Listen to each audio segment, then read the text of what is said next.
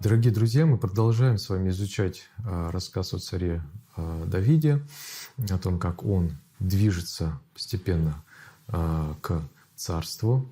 24 глава начинается словами «И вышел Давид оттуда, и жил в безопасных местах в Эйн-Геди».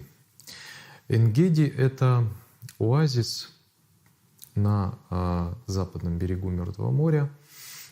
Это местность, наполненная, можно так сказать, крутыми ущельями, глубокими пещерами, там очень много. Ну и кроме того, эта местность славится обилием воды и богатой растительностью. Именно здесь, в 20 столетии, были обнаружены некоторые из очень известных свитков Мертвого моря, которые получили название «Кумранские свитки». Эти места, как мы уже понимаем, представляли рай для беглецов, потому что здесь была вода. И кроме того, если исходить из названия этого места Эйн-Геди, источник козленка, здесь, очевидно, обитало очень много диких коз, диких животных, которых можно было ловить и использовать в пищу. Таким образом, мы понимаем, почему Давид укрывается именно здесь с огромным количеством своих людей. Это несколько сотен людей, их нужно было прокормить. В этот момент Саул берет, сказано, 3000 отборных своих людей из всего Израиля, и, возвратившись со сражения с филистимлянами, он отправляется опять на поиски Давида.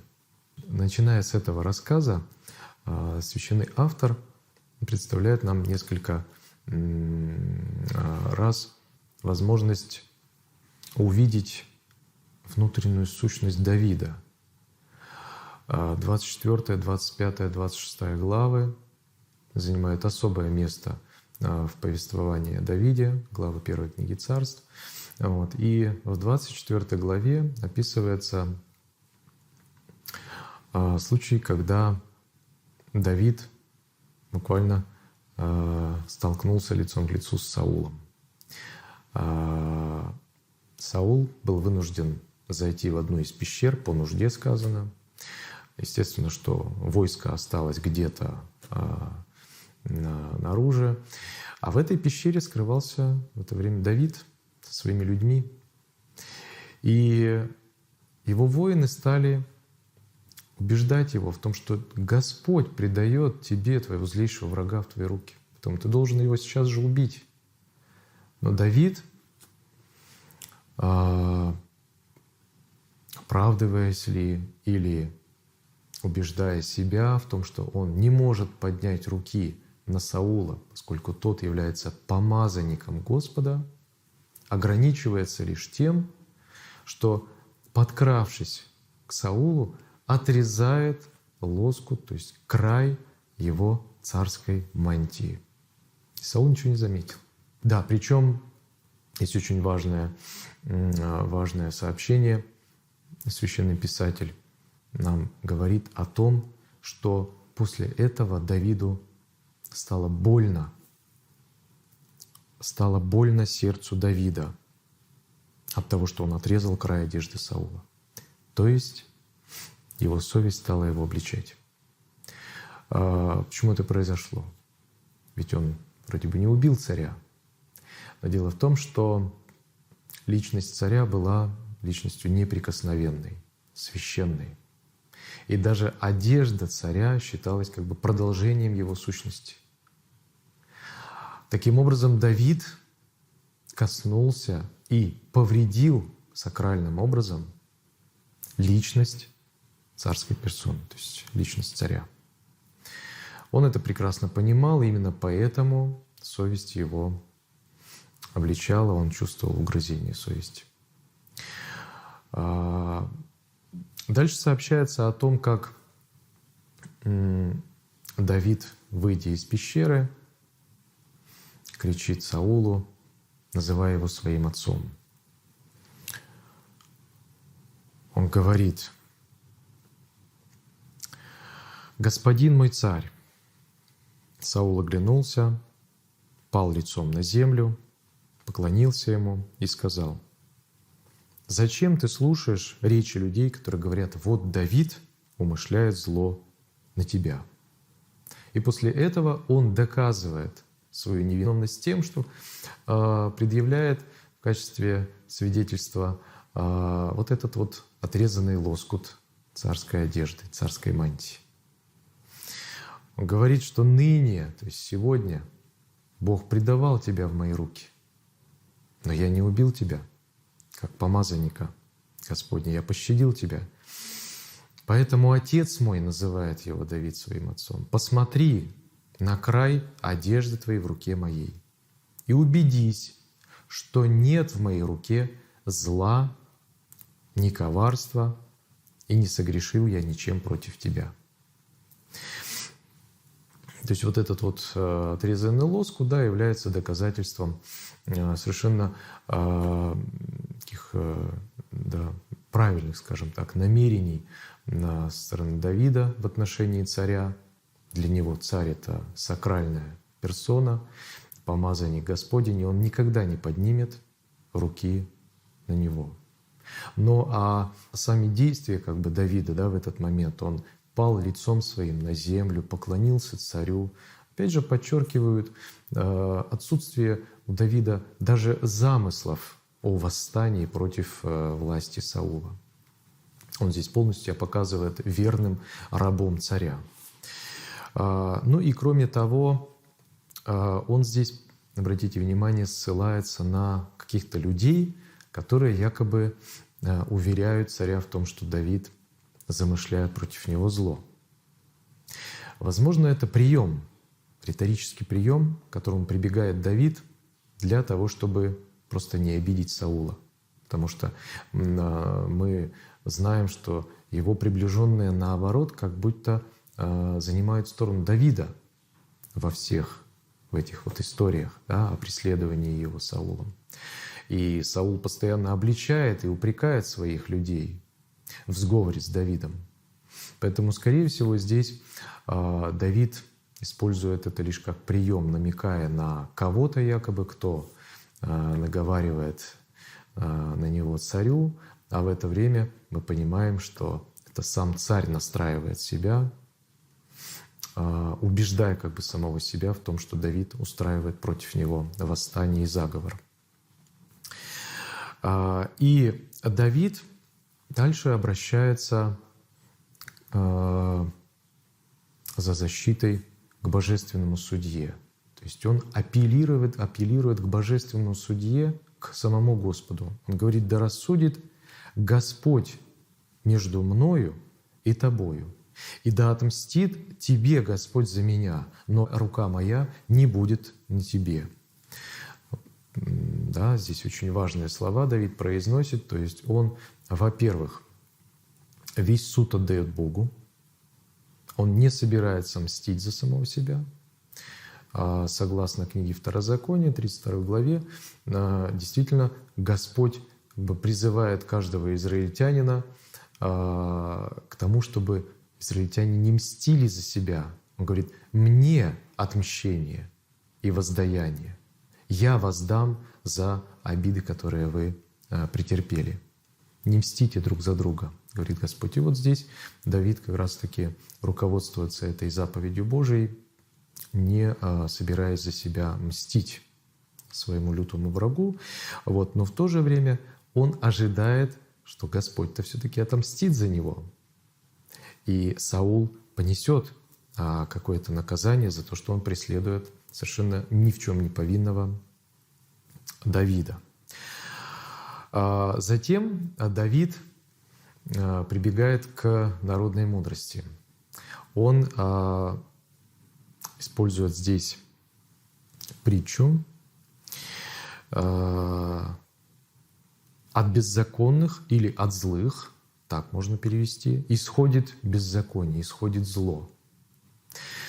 Понятно, что здесь Давид как бы противопоставляет себя со своими благими намерениями каким-то злым или беззаконным, от которых исходит зло, беззаконие. Здесь очевидно, что под этими злыми подразумевается сам Саул, который вышел или исшел, здесь используется один и тот же глагол, вышел на поиски Давида для того, чтобы лишить его жизни. То есть Давид, вот опять же, таким очень мудрым способом, используя риторические приемы, пытается увещевать Саула. Он понимает, что любое слово, неосторожно сказанное, может привести в бешенство, в ярость находящегося в постоянном напряжении царя. Поэтому он использует очень аккуратные выражения, он не говорит прямо о Сауле, но тем не менее он намекает на виновность царя, намекает на то, что царь как бы сам себя обрекает на наказание, которое должно прийти с небес, наказание от божественного судьи. И дальше Давид использует еще один риторический прием. Он сам себя унижает. Он называет себя псом. Да не просто псом, а мертвым псом. Он говорит: «За кем ты гоняешься? Против кого вышел царь израильский? За мертвым псом, за одною блохою. Господь да будет судьей, да рассудит между мною и тобою. Он рассмотрит, разберет дело мое и спасет меня от руки твоей». И вот этот образ пса используется на самом деле не только в Библии в качестве унизительного эпитета. Да? Мы встречаем упоминание о людях как о псах в телемартской переписке, например. Там как бы человек называет псом другого человека, пытаясь его унизить. Здесь же Давид сам себя унижает. Но он прибегает к крайней степени унижения, называя себя мертвым псом, а потом еще и блохою на трупе этого мертвого пса, за которую гоняется израильский царь, который должен в это время защищать границы своего государства от врагов. И в конце своей речи Давид выражает такую твердую уверенность в том, что Господь обязательно рассудит это дело и спасет его от руки Саула. Когда Давид окончил свою речь, то последовал ответ Саула. И я должен его весь зачитать, потому что он очень важный. Это одна из самых красноречивых, в общем-то, речей израильского царя Саула, которая свидетельствует о том, что Саул еще не настолько был неисправим, так сказать, как может показаться на первый взгляд. Все зависело от него, в общем-то. «Твой ли это голос, сын мой Давид?» — обращается к нему Саул. «И вдруг возвысил Саул голос свой и заплакал». А потом, проплакавшись публично, причем это все происходит, мы должны понимать, что он стоит среди своих воинов, и вдруг он расплакался. Он понял всю абсурдность своего поведения. И сказал Давиду: «Ты правее меня, ибо ты воздал мне добром, а я воздавал тебе злом». Или еще можно перевести как: «Ты воздал мне добром за то зло, которое я причинял тебе. Ты показал это сегодня, поступив со мною милостиво. Когда Господь предавал меня в руки твои, ты не убил меня». И дальше он тоже прибегает к народной мудрости и говорит: вот кто, найдя врага своего, отпустил бы его в добрый путь? То есть это неслыханное дело, когда сама судьба, сам Бог, с точки зрения израильтянина древнего, предает врага в руки того, кто им преследуем, и преследуемый щадит его и не убивает его. Поэтому Господь воздаст тебе добром за то, что сделал ты мне сегодня. Смотрите. То есть сам царь Саул вынужден признать правоту Давида, свою неправоту, и вынужден произнести даже вот пророческие слова, осознанно или неосознанно, но он говорит о том, что Бог обязательно воздаст Давиду благое воздаст за то добро, которое он сегодня совершил с Саулом. «И теперь я знаю точно, — говорит Саул, — что ты будешь царствовать, и царство Израилева будет твердо в руке твоей». Или еще можно перевести как «утвердится царство Израилева в руке твоей».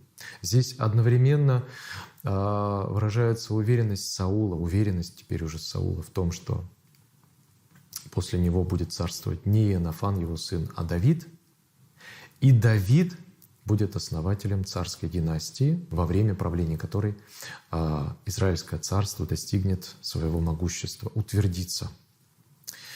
«Итак, поклянись мне Господом, что ты не искоренишь потомство моего после меня и не уничтожишь имени моего в доме отца моего». Мы уже с этим сталкивались, с просьбой Иоаннафана, обращенной к Давиду, о том, что тот, когда воцарится и когда будут уничтожены его враги, пощадит его род, не будет его искоренять. Это было традиционно для Ближнего Востока — истребить, убить всех представителей предыдущей царской династии. Да? Вот. Теперь Саул просит Давида, чтобы он не истреблял его род и сохранил имя его в доме отца его. То есть это древнее представление о том, что имя умершего, то есть предка, сохраняется в его семье, в его роде, в его потомстве. Кроме того, судьба потомства была тесно связана с состоянием душ умерших предков. Древние верили, что если род прекращается, то это чревато исчезновением духовной сущности предков, потому что за них некому приносить жертвы, за предков, их некому кормить и поить, а жертвы за предков — это как раз-таки обеспечение пищей и питьем умерших, душ умерших людей, согласно древним представлениям. Поэтому если истребляется род, нет потомков, это грозит исчезновением. Как ни странно, для нас это кажется на самом деле чем-то невообразимым. Да как же бессмертная душа может исчезнуть? Но для древних это было в порядке вещей. То есть сама сущность человека, которая обитает в преисподней, может тоже исчезнуть, если ее не поддерживать жертвоприношениями. И вот в этот момент Давид, конечно же, поклялся Саулу, так же, как он это сделал и при встрече с Иоаннафаном. И Саул, сказано, ушел в свой дом, успокоенный клятвой Давида, будучи уверенным в том, что Давид обязательно, поскольку он порядочный, благочестивый человек, обязательно свою клятву исполнит. И теперь его дом в безопасности, его род теперь находится под защитой Давида. А вот Давид, сказано, и люди его ушли в место укрепленное. То есть этим подчеркивается, что Давид не был уверен в том, что Саул перестанет его преследовать. Он понимал, что Саул сейчас раскаялся в своих действиях, а через некоторое время он может вновь продолжить погоню за ним. На этом заканчивается 24 глава. На этом мы закончим сегодняшнее занятие. А теперь вопрос.